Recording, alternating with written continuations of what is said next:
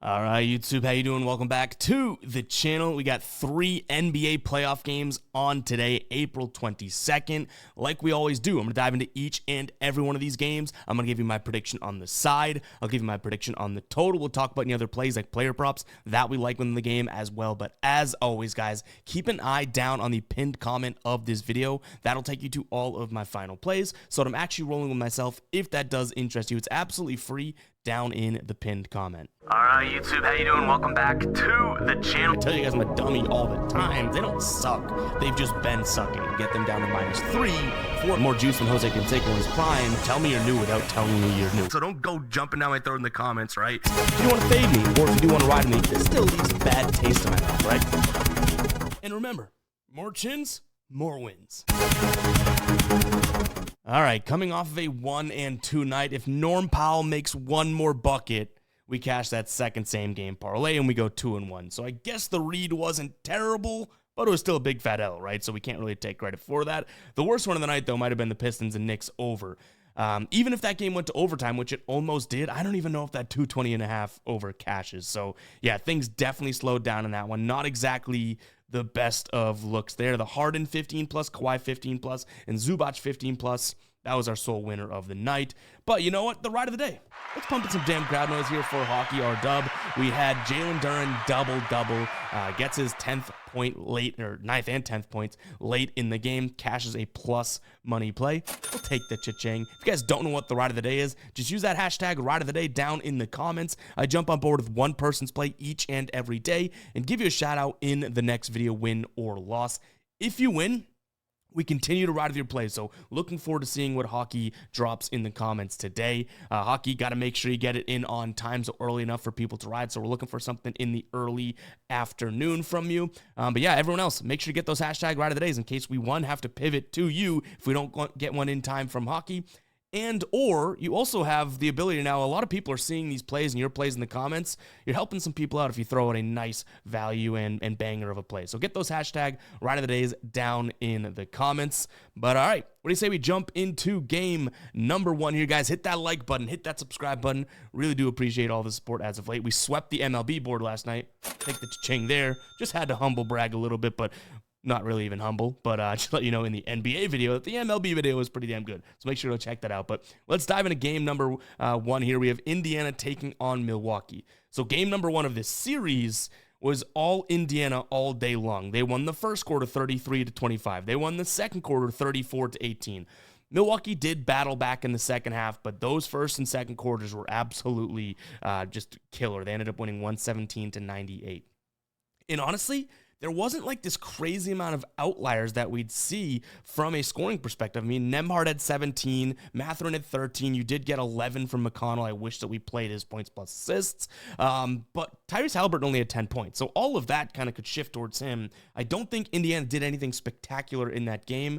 The one factor that we must consider, and it's going to absolutely change how we go about this game, Damian Lillard is now listed as questionable. He could be playing in this one. And if Dame plays and if he's healthy enough to get a normal workload, I'm not exactly sure if he will, because Doc Rivers had said, I believe, yesterday that he's really close. I think it was, quote, close, but emphasis on the close that he is coming back to playing. So I do think that if he comes back, that's an absolute game changer, especially given the fact that this Indiana team, you know, did allow Giannis to score, and Giannis have almost 40 points, right? But no one else really was able to chip in like, say, a Damian Lillard would. Giannis had 36 points, right? And he was 14 of 23 from the field. He went to the line 15 times. He did miss 7 of them. But you look at everyone else, AJ Green was the only other guy, 15 points. I guess you could say Gary Trent Jr., same with Kevin Porter, but those guys were in the teens. Kevin Porter Jr. only had 12 points, so it was Giannis and nobody. They need that second guy to be able to compete here because Miles Turner had a good game. Siakam had a good game. Halliburton's due for a little bit better of a game in game 2. If Dame plays, I have a hard time getting to the Bucks.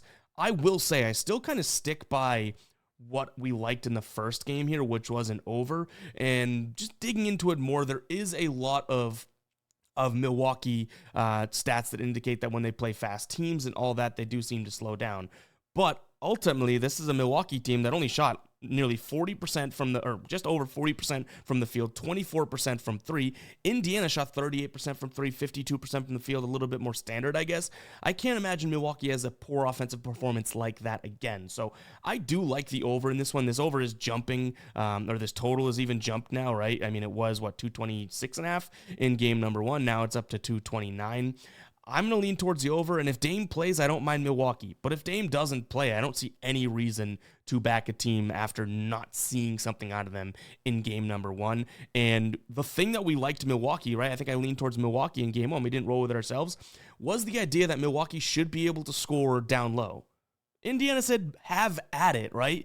And Milwaukee, yes, they scored their twos, but they could not hit a three to save their life. And Indiana's defense on the perimeter is definitely better than their interior. So they played right into their hand there. If Damian doesn't play and they just had that same Milwaukee team tried it out, I don't see why this would be that much of a different result other than Milwaukee at least scoring some more points and contributing towards an over. So yeah, that's the direction I'll lean in, over, and then it's all dependent on Damian Lillard, either over, on the Milwaukee side of things if he does play, or right back to Indiana if he does not.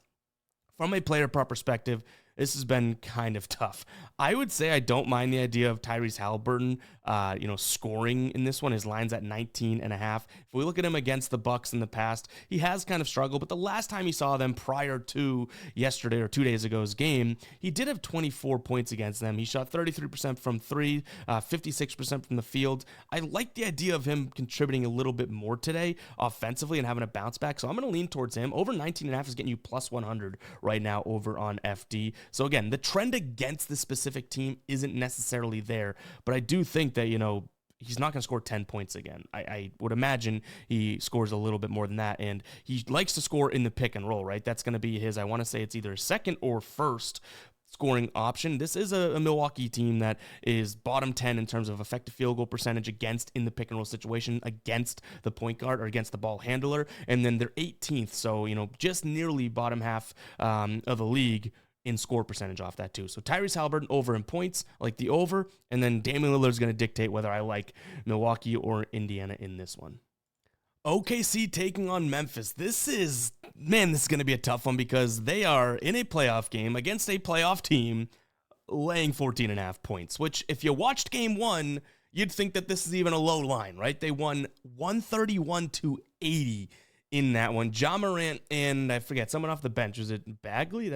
Maybe it was Bagley. Only guys to even get to double digits on the Memphis side of things. Whereas there's either 6 or 7 guys in double digits for the Thunder. So yeah, obviously the Thunder are the better team. I do think that they most likely win this one again, but 14.5 in a playoff series seems a little bit crazy to me. I don't know if we can really justify touching a side in this one. I'll be completely honest, because sure, you know what?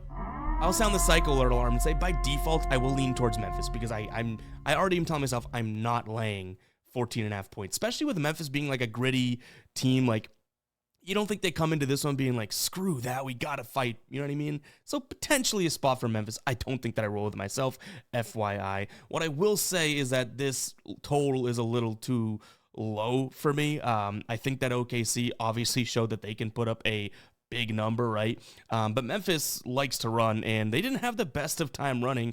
OKC, sure, they're a really good defense and everything like that, but we can't just fully attribute defense to the fact that Jaren Jackson was 2 of 13 from the floor, right? Or Desmond Bane was 3 of 12. Even Ja Morant, 6 of 17. That's a little bit better. But Pippen Jr., 1 of 9. Conchar, 1 of 4. All of these guys literally stunk out loud. You know what I mean? Yeah, Marvin Bagley, the boxer. He went 8 of 8, 17 points. I don't think that happens again, but I do think Jackson, Bane, Morant, they all kind of step up a little bit here and make this game a little bit closer.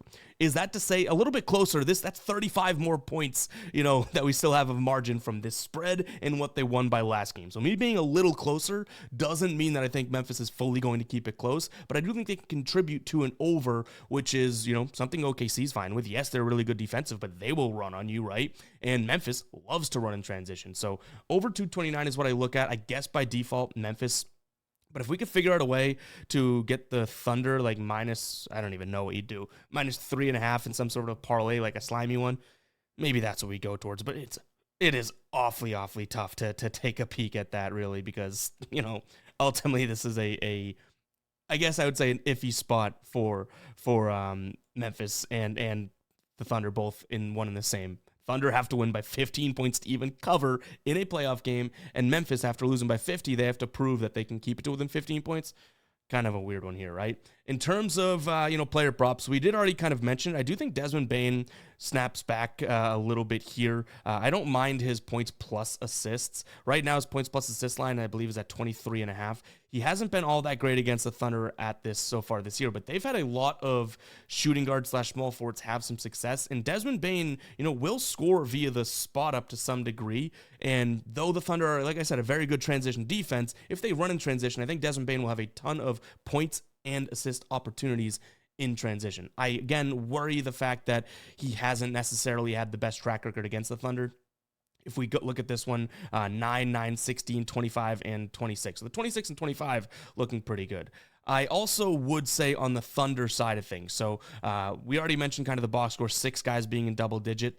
I don't think that Aaron Wiggins comes out there and drops 20 points again. So if we can get lines for him, I don't know if we have it. Actually, we do have it up. I think it's 11.5. He's had at least 17 points in 4 straight games. This Memphis team should be able to stop him, right? In transition, in the spot up. I think that their defense will key in on a guy that kind of torched them in game number 1. So I don't mind his under. My concern is that the dude played nearly 30 minutes in that game. Now, could have been because of the blowout, potentially, but I will also throw in the fact that, he definitely gets some run normally as well. So I think Desmond Bane's probably going to be the guy that I look at more so. But I think the over and Bane kind of correlate as well. Desmond Bane's a really good facilitator in transition and scorer in transition for this Memphis squad. All right, real quick, before we do move on to the last game, I want to talk to you guys about Prize Picks and Taco Tuesday, which is one of the coolest things Prize Picks does. But first, they're still offering the play $5, get $50 as a new user. Just use the link down in the description as well as the pinned comment, or use code GuyBoston when signing up. Yes, you're literally 10xing your first entry of $5. Absolute no-brainer. If you cash that first entry, you're going to get that payout as well. You got yourselves a nice little bankroll over on Prize Picks. But it is Taco Tuesday, meaning they are going to discount a bunch of squares on their app, giving people like you and me better opportunities to hit our plays and take some money from them. So go ahead and check it out, guys. That link will be down below in the description as well as the pinned comment. Go check out Prize Picks. Super, super fun. I know you've probably seen it around. Maybe you haven't checked it out yet. Let today be the day that you at least check it out. With a $5 get $50 deal, you're just sleeping on that, not 10xing that $5. Go check it out, guys. That link, again, will be down below. Let's jump into the last game of the slate here. Lakers taking on Minnesota. This one ended Minnesota all day in that first one. Kind of looked like the Lakers had them where they wanted them after the first quarter, right? They won that by almost 10, and then second, third, and fourth quarter just looked like Minnesota's like, nah, screw that. They win on the road, so they steal game 1 there, 117-95. Luka being, I guess, one of the only ones that looked like he was really on scoring. You had 9 from Rui, 3 from Dorian Finney-Smith, Gabe Vincent. No real bench help either. You did get 16 from Reeves, but LeBron, just 19 points, 5 rebounds, 3 assists. He's got to do better if this Lakers team wants to go anywhere, because we saw before other guys started to contribute in Dallas, we saw that Luka is very, very good, but you even in the NBA, you can only be so good as one guy to take your team deep into the playoffs. The minute Luka gets some help, boom, he was in the finals last year. Do you know what I mean? So we know that, especially as a guy as a point guard that likes to pass and whatnot, we want guys contributing around Luka. One being named LeBron James. The fact that he didn't look all that great in game 1, kind of tough to see that. I mean, did he shoot it? I want to say he only shot it like 15 times, something like that. We have that. We can get that up. 8 of 18 is not terrible. Didn't really shoot it all that well, though. But anyways, in this one, I would say that based on what we saw in game number 1, Minnesota's defense did kind of come through, right? You did see the Lakers really shoot fairly, from 3, but just from the field, they only shot 40% from the field. And this is a Minnesota defense that by the end of the season made their way into being a top 10 defensive efficiency team, and they closed as a top 5 opponent points against team. So maybe I'm falling into a trap, following the trend here, but give me Minnesota plus the 6 points. I don't hate the spot for them, especially with this being such a low total. It's telling you that this one is going to be played slowly, which kind of tracks to what we've seen from the Lakers at home this year. They've hit the under in 54% of their games when at home this year, and Minnesota, same exact number when playing on the road. So yes, we saw game number 1. That one was obviously a little low scoring just due to the fact that we saw, LeBron, Luka, and the Lakers only put up 95.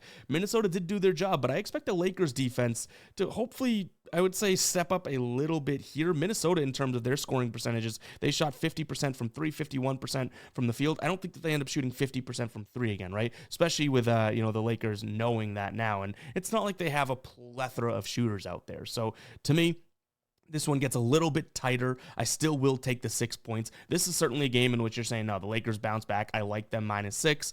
I don't think that I can really fully talk you off of it. What I will say is that this number at 209, I kind of like the idea of the under, even though it's super, super low. I think this one's going to get a little bit more gritty than we saw in game number 1. And you already have the fact that, I don't think the Timberwolves will take 42 threes. And secondarily, I don't think they'll make half of those at 21, right? And then the Lakers, they shot, I think it was over 40 threes as well. They only made 15. I see this one starting to play a little bit closer to the paint. So that means we're going to be counting by 2s.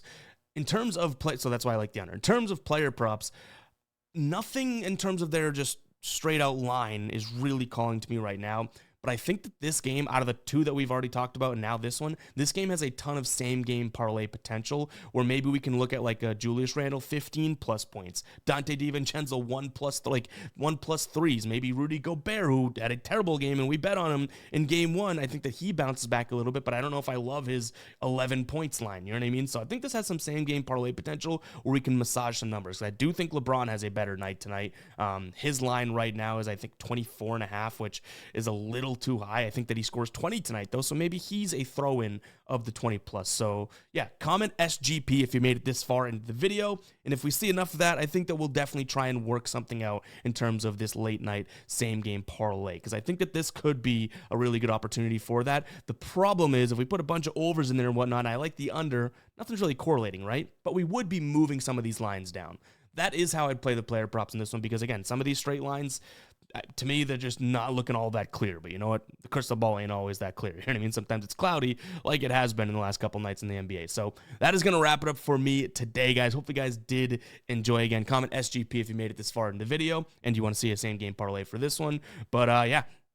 This playoffs, these have not disappointed yet. I still think that I am right. The Clippers in Denver is the best series going on right now. Again, it's not the flashiest, it's not the best, but the best, like, looking from optic standpoint. But man, oh man, is this a good series. I would say that's, the OKC and Memphis one, the least entertaining so far for me. But let me know in the comments which one you guys have enjoyed and enjoyed the least so far. Very curious for that. But I'll catch you guys in the next one, right? Peace out.